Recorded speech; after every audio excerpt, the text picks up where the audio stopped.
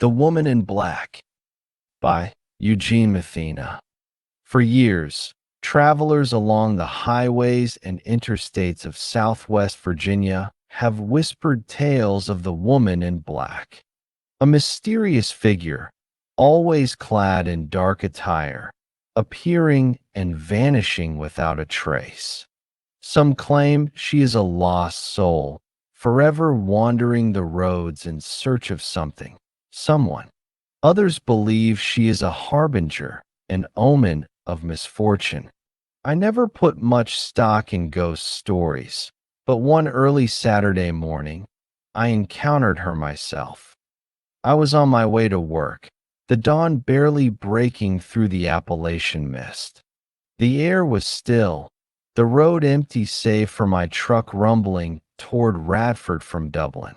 As I approached the interstate ramp, my headlights swept across the shoulder of the road, illuminating a lone figure standing there.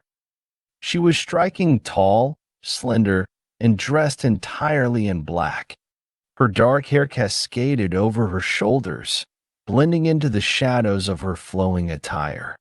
But what stood out the most was her posture. She wasn't looking toward the road or signaling for help. Instead, she gazed off into the wilderness, her eyes fixed on the tangled shrubs and trees stretching into nowhere. There was something unsettling about her presence, something unnatural about the way she stood so still, seemingly lost in another world.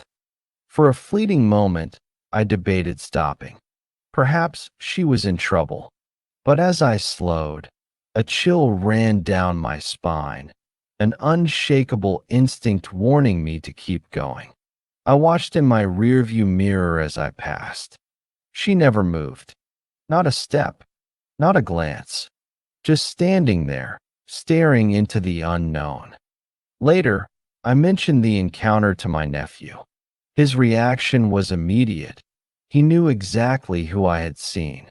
He told me of the legend of the woman in black, a spirit who waits for married men to pick her up, seducing them before cursing them for their infidelity. Nearly all who fall for her trap meet a tragic fate, their lives unraveling in misfortune and despair. According to the legend, she was once a devoted wife, betrayed by her husband over 100 years ago.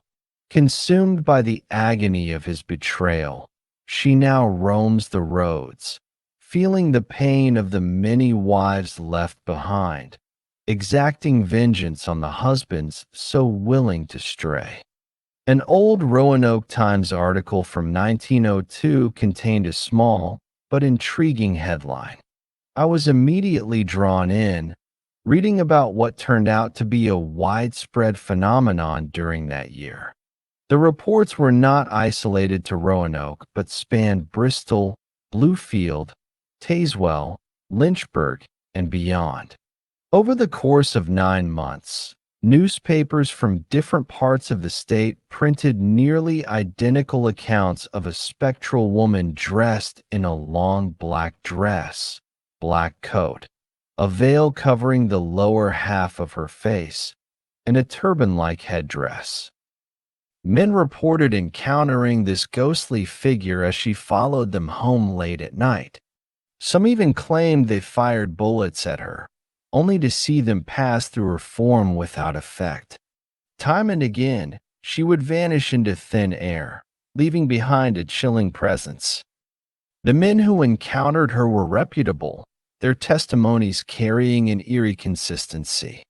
There was no clear explanation for why she appeared in these cities during those months in 1902, but the legend persisted. According to folklore, she specifically targeted men who had misbehaved, those who had strayed from their marriages or committed moral transgressions. Stories claim that in Roanoke, she confronted men who lingered too long at their clubs, warning them to return home. In Tazewell, she frightened 4 churchmen so severely that they fled straight back to their homes. Her presence reportedly had a chilling effect on the towns she visited, discouraging men from carousing late into the night. Some accounts even tied her to prominent politicians and businessmen. In March 1902, it was said that the editor of the Alma Journal, a well known carriage dealer, and even a congressman from Nebraska had all been spooked by the woman in black. When I mentioned my experience to others, I was met with knowing looks and hushed tones. Others had seen her, too.